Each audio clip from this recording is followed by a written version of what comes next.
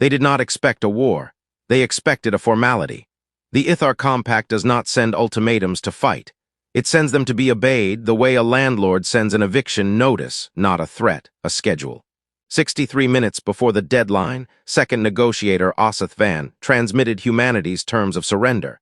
And he was smiling, because in 4,000 years no species had ever done anything with an ultimatum except comply or die. The transmission arrived translated into English by the compact itself, a courtesy they extended to species they considered incapable of learning anyone else's language in time for it to matter. It read, in part, "This notice constitutes final opportunity. No counterproposal shall be entertained beyond the stated interval. Compliance is assumed absent formal response." Absent formal response. Osith Van had used that exact phrase 11 times across 11 prior first contacts. It had never once mattered, because no species had ever survived long enough to ask what it meant. He wore the compact's ceremonial collar, the one reserved for transmissions the compact considered already concluded, and he signed off with the traditional closing courtesy. A small bow, visible only from the chest up, the kind you give someone you already consider handled. For the first 4 minutes, the room at Geneva Overwatch said nothing. The silence was not fear. It was the particular quiet of people rereading something twice, because the first read had not made sense and the second read had made too much sense. Then Dr. Amara Voss, who spent 6 years arguing in front of a tenure committee that unconditional was a word the compact used constantly but had never once defined in a binding legal sense, and who had been quietly asked to stop submitting the argument, said the only sentence that mattered. "Read me the response clause again," slowly. Voss was not a diplomat. She was not a general.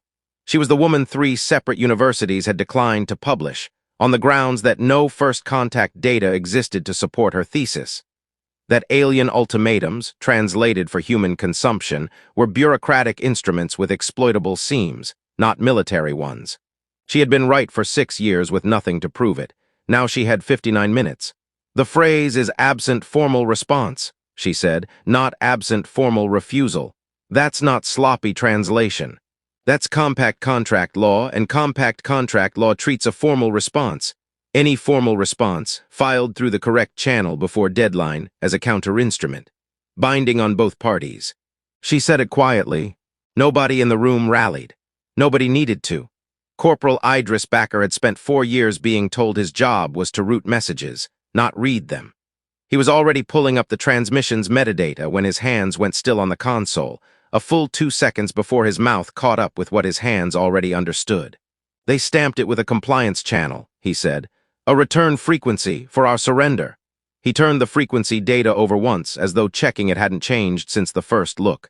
"That channel doesn't care what we send back. It just certifies that we sent something." It was, Bakker would say later, the first time in 4 years anyone had asked him what the metadata meant instead of whether it had arrived on time. Ademi had spent 3 years decoding leaked fragments of compact contract precedent, work the department had quietly deprioritized twice for lack of applicable use case. He found the case number in under 6 minutes because he had read the same clause 100 times before anyone needed it to matter. "Case designation 7-114, he said. "A compact colony filed a formal response to an internal resource ultimatum 800 years ago. The response was 3 lines long and completely unrelated to the ultimatum's actual demand. It was still ruled binding. The compact's own courts upheld it because the rule was never about the content of the response. It was about the timing and the channel." He looked up. They built a law to protect their own bureaucracy from itself. Nobody ever pointed it back at them. Voss did not sit down, the way Bakker had gone still, or go quiet, the way Ademi had before he spoke. She reached for a legal pad because some things are still faster by hand than by console, and started writing before she'd finished explaining why. "Then we're not surrendering," she said. "We're negotiating. We just have to file the paperwork before they notice the difference." Each discovery had taken less time than the one before it, and each one had made the room quieter instead of louder. The particular quiet of people watching a door they hadn't known existed swing open. The clock did not need an external threat. Osith Van's hour was the antagonist, and it did not pause, and it did not care that a species he considered 4 centuries from useful correspondence was now drafting counterterms on a legal pad in a basement. sourcing every clause from the Compact's own leaked treaty archive. Archive humanity had been quietly decoding for years, dismissed by the Compact as too primitive to matter. Voss's response to the deadline was not fear, it was arithmetic. 51 minutes, she said. 3 clauses. Backer, I need the transmission time to the second, not the minute. If we file early, the channel might reject it as premature. If we file late, it doesn't matter what we wrote. Voss wrote 3 clauses. Clause 1 echoed the Compact's own indefinite habitability rider, the same language the Compact used to justify open-ended resource claims on contested worlds, turned back on them, granting humanity indefinite sovereign continuity. Clause 2 cited the binding response precedent by its own case number, the one Adami had found and the one Voss had spent 6 years insisting was real. Clause 3 was smaller, and she almost left it out. A data exchange rider, 3 lines, requesting reciprocal technical disclosure, commensurate with future cooperative status. Backer looked at it and said nothing for a moment because he understood before she explained it. They'll sign it because it's buried under the parts they care about, he said. They'll sign it, Voss said, because their own law says a response is a response, and nobody on their side reads Clause 3 of anything. At 4 minutes to deadline, Backer's hands went still again, this time because the timing window was correct. The encoding was clean and there was nothing left to check. He transmitted.